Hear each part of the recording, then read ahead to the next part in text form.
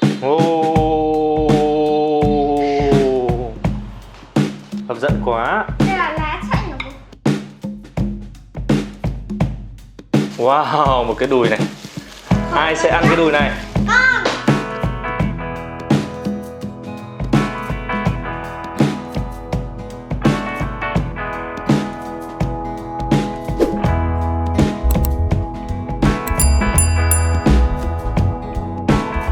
Chào mừng quý vị và các bạn đến với kênh YouTube Hà Nội Phố.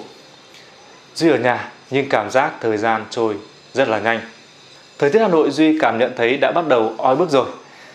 Hôm nay là ngày cuối tuần, Duy sẽ làm một món ăn cho cả nhà, đó là món gà hấp muối. Món này làm cũng rất là đơn giản thôi. Mời quý vị và bạn cùng Duy vào bếp nhé. Duy có một con gà mua ở ngoài, gọi là cân hơi ấy, tức là con gà khi chưa làm gì cả, là 1,8 cân, giá là 120.000 một cân. Đang mùa dịch quý vị, nên là Duy alo cái là họ mang đến tận nhà. Và đây là muối 700g. Hôm nay chúng ta sẽ cần khoảng 1 kg muối biển nhé. Đây là gừng để tí chúng ta ướp gà. Sả này, hành khô này, lá chanh này, các cái gia vị. Đây Duy có bột ớt, hạt tiêu, bột nghệ và giấy bạc. Những nguyên liệu này sẽ được làm như thế nào? Mời quý vị và các bạn cùng Duy chúng ta bắt đầu nhé. Duy cần 3 củ sả thái nhỏ ra để ướp gà. Phần cuộn này già quá thì Duy bỏ ra ngoài, tí chúng ta vẫn sử dụng lại nhé, chúng ta đừng vứt đi. Chúng ta thái cứ thoải mái tay thôi, bởi vì tí Duy sẽ lấy máy Duy xay nhuyễn ra. Ngày xưa là toàn dùng cối chày đấy để giã, bây giờ công nghiệp rồi, rất là tiện và nhanh quý vị ạ. Rồi, mình sẽ cho ra bát. Duy có ớt nữa nhé, ớt rửa sạch, chúng ta thái nhỏ ra. Rồi, Duy sẽ cho hết vào cái bát này. Duy lấy tầm 3 cái lá chanh nữa cho nó thơm.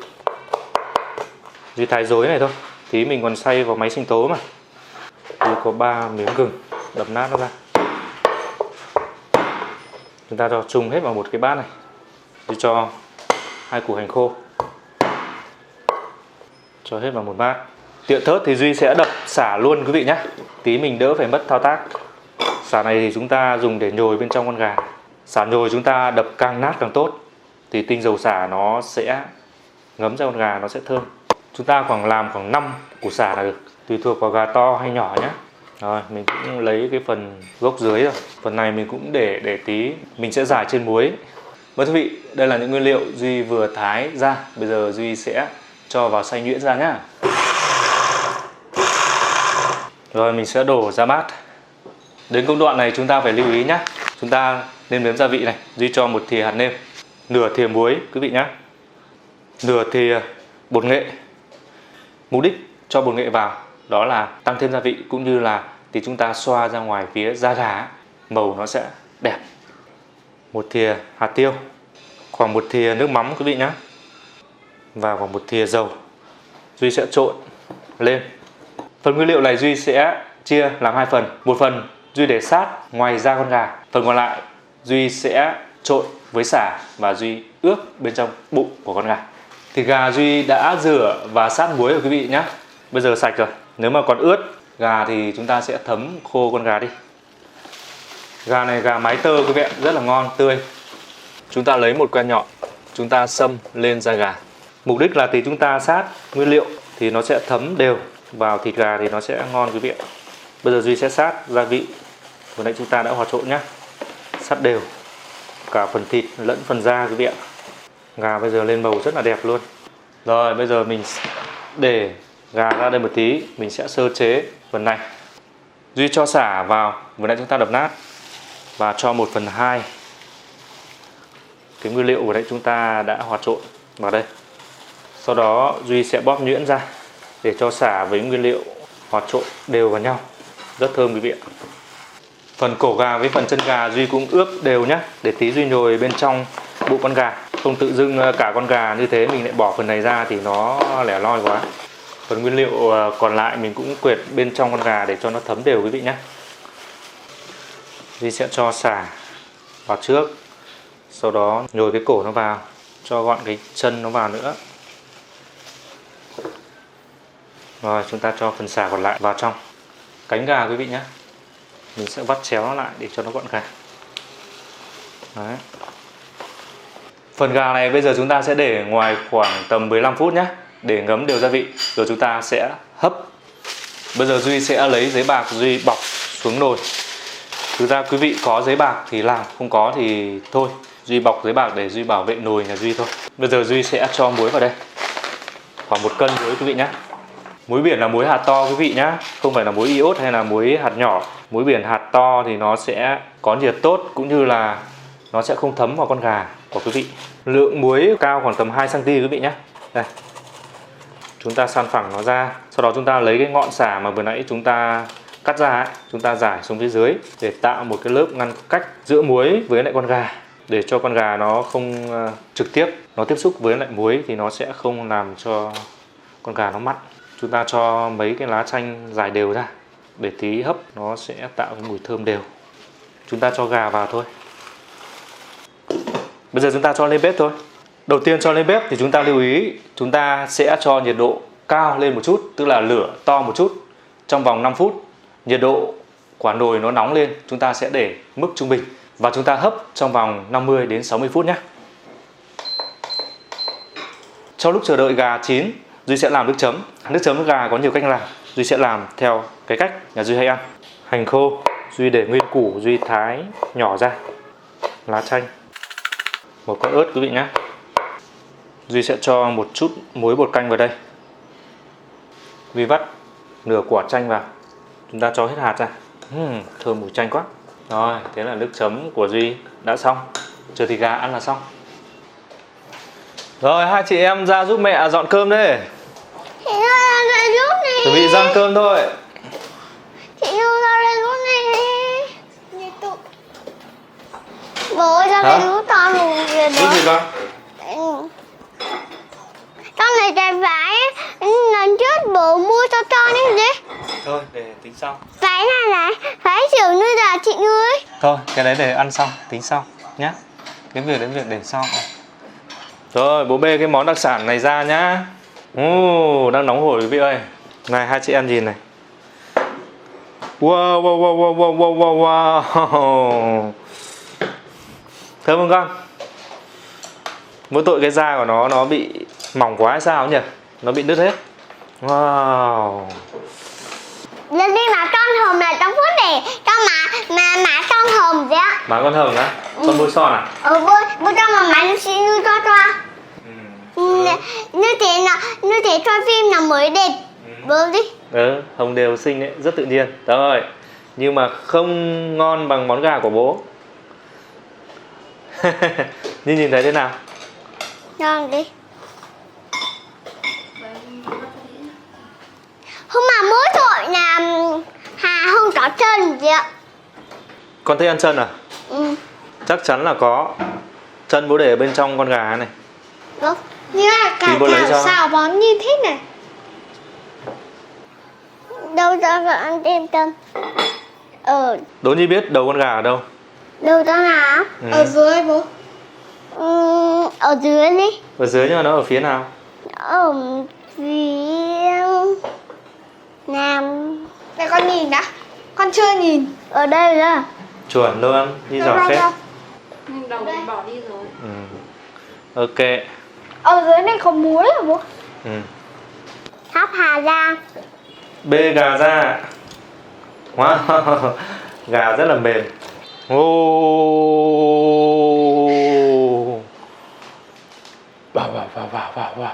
Wow.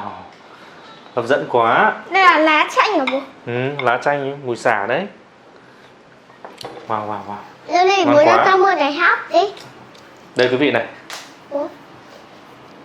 Đâu cho con em đi. Muối khô hết ở phía dưới rồi. Son thì hoàn toàn là không sao nhá. Bố cho con mua cái này. Con hấp những cái ngáo ra để mình cho ăn. Thơm nhỉ. Thôi để cái này cho bố. Con vút đi nước cái lá này đi. Đi nước đó thấy cái lá nào không chịu. Rồi Nhi, bố chuẩn bị bố Xả con gà này ra. Bố chả gì Con đấy. gà là sao bố? Xả tức là cắt miếng nó ra. Này, nhìn này, như nhá. Con thấy đường. Sẽ ngồi rồi. Với cả bố cái da bên trong của nó trắng nhỉ? Wow, một cái đùi này. Khỏi Ai cần sẽ ăn cái cắt. đùi này? Con. Con á? Còn là em đi. Đây, thế đưa bát đây, đưa bát của con đây. Hai cái đĩa nhá, cho nó dễ để nhá. Cho hai chị em hai thùng. Con cái đùi kia đi. Như hai cái đuôi Ôi giời. này. Mềm này. Mẹ hai cái đuôi này. Rất là nóng quý vị ạ. Mẹ Được lắm. một cái bát Đây, của Nhi đây. Xong Nhi để đây nhá. bố một cái bát Rồi, cảm ơn con. nè. Đây của Nhi, đây Nhi đây một. Chiều đũa mẹ ơi, chiều đũa. Đây đủ rồi các. Đây, mẹ cái cánh này. Cho ăn đùi á. Bố với mẹ mỗi người một cánh. Ủa? Ừ? Gà này chấm chân ớt rồi. Không, chấm muối thôi. Ha. Chấm muối hoặc là chấm mắm tùy thuộc vào con. Có nhạt không? Mẹ thấy chắc là nó cũng đậm đậm rồi chứ nhỉ? Đây, bố mẹ sẽ ăn cái miếng thịt này. Nếu mà Phần cái thịt muối, này. cho hai chị em chấm nhá. Không. Con ăn muối mặn nhé mẹ. Muối mặn với chanh. Ok mẹ. Nếu đi tam trường thích ăn muối mặn gì ạ. Con thường ăn muối mặn à? Con thích ăn muối mặn nào đấy. Wow. Thưa vị không thể cưỡng nổi nữa. Duy bóc kiểu này nó rất là thơm, mùi xả hấp lên. Ngon thật. Con thấy nóng không đấy. Nóng hổi mà con. Đây, Nhi sang. Bố ăn chưa mà bố bảo ngon thật bố. Bố nhìn bố thấy ngon mà Nhi, mùi ấy. sang bên kia Cái đi. mùi của nó Không mà con rất là thơm luôn. Không mà con đang đợi cái đùi. Đây, của con đây, đùi của con đây. Đây, cái đùi của Nhi nó đã bị tuột ra khỏi. Đây, chân của Nhi đây. Nhi bảo không có chân đây. Có hai chân này. Và cái cổ này.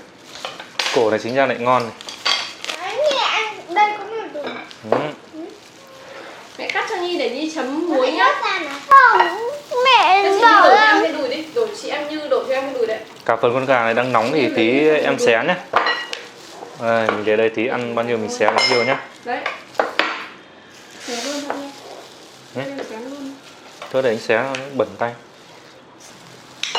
Món này chắc phải đến mười mấy năm rồi mẹ ăn lại. Thế à, mười mấy năm rồi mới ăn lại. Ngày xưa em ăn ở đâu? Ông ngoại hay là À, đấy à.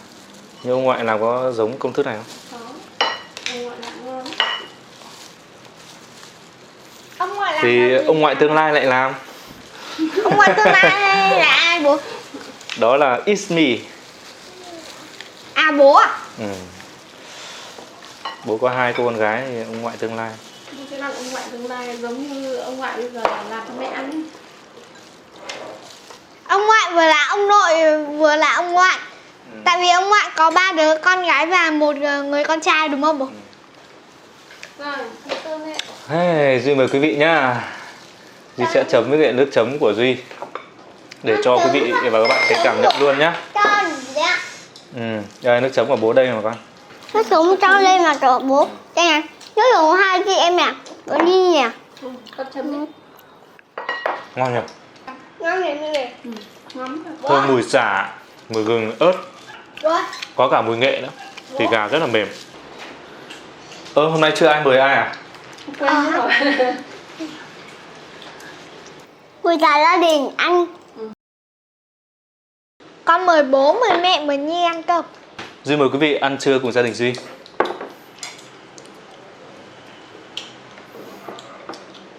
Đây, cánh của bố này.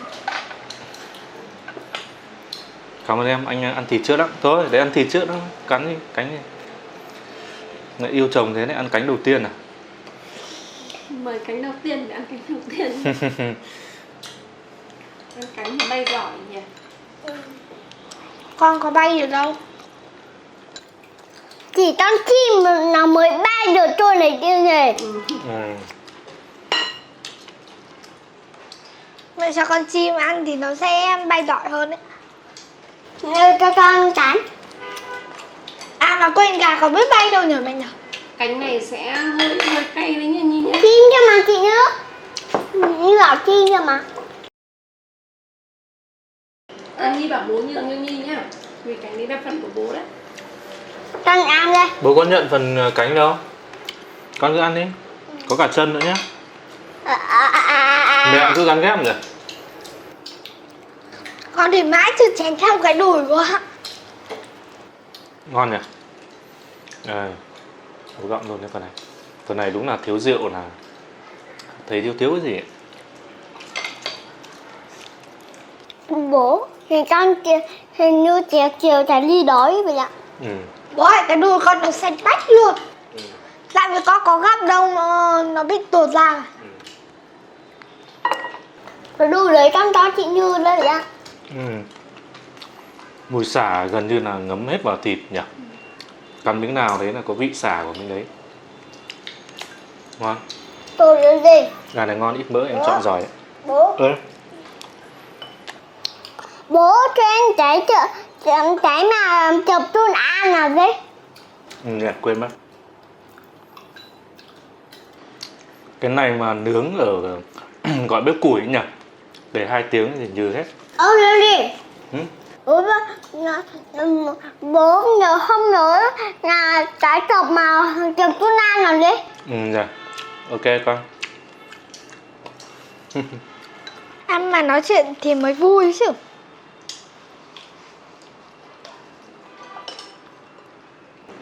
Cái da của nó kiểu có ớt cay cay. Lên đi. Bố nay cho em cả cái chuyện chụp tuôn ăn nữa à? Bố nói gì đâu. Như này cứ soi bố nhỉ. Con thấy bố chứ bảo là nên rồi ạ. Nhưng mình trong bữa ăn mình nói về các món ăn thì được con ạ. Mình nói cho nó vui vẻ, ăn cho nó ngon. Trong bữa ăn thì không nói về công việc Để đưa đi. mà nói vui vẻ đó, nói về đồ ăn. Bố. Trong bữa ăn không được nói vớ va vớ vẩn đúng không mẹ? Đúng rồi con. Mất ngon. Em Nhi đang ăn tự dưng em cứ nói vớ va vớ vẩn là con ăn mất ngon. Cảm ơn quý vị và các bạn đã chú ý theo dõi. Chúc quý vị và bạn làm món ăn này thành công. Hẹn gặp lại quý vị trong những video sắp tới. Nhớ ủng hộ kênh Hà Nội Phố cũng như gia đình Duy bằng cách nhấn like cũng như chia sẻ video. Hẹn gặp lại quý vị.